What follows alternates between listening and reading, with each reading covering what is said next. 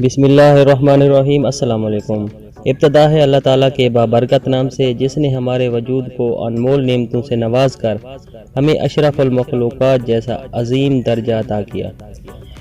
اس پاک ذات سے میری دعا ہے کہ وہ آپ کو اور آپ کے گھرانے کو سدا سلامت رکھے اور کبھی کسی کا محتاج نہ کرے، آمین۔ تو پیارے بہن بھائیوں، آج کی ویڈیو کو شروع کرتے ہیں۔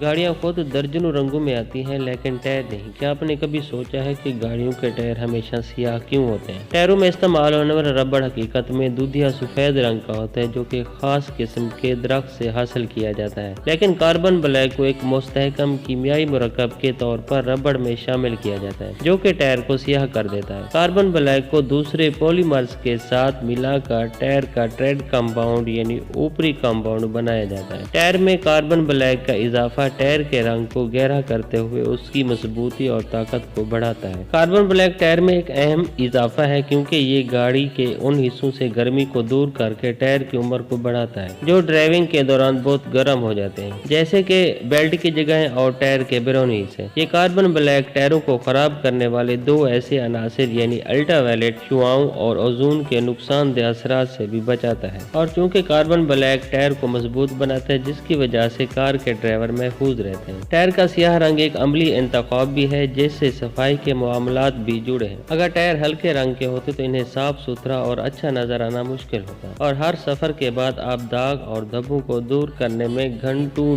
گزارتے۔ مختصر یہ کہ ٹائر خوبصورتی کے لیے نہیں بلکہ محفوظ اور آرام دہ سفر کے لیے ہوتے ہیں۔ اگر آپ انہیں مزید پرکشش بنانا چاہتے ہیں تو پرکشش رم کا انتخاب کر سکتے ہیں۔ ٹائر کا مقصد بہترین ہینڈلنگ، آرام اور بریک پاور میں سہولت فراہم کرنا ہے، اور زیادہ تر لوگ یقینی طور پر خوبصورت ٹائر پر محفوظ ٹائر کو ترجیح دیں گے۔ تو پیارے بہن بھائیوں، اگر میری یہ ویڈیو آپ کو اچھی لگی ہے تو کائنڈلی میرے چینل کو سبسکرائب کریں اور نوٹیفیکیشن کے لیے بیل آئیکن کو پریس کریں، اور اپنی چاہت کا اظہار ایک اچھے سے کومنٹس کے ساتھ کر دیں۔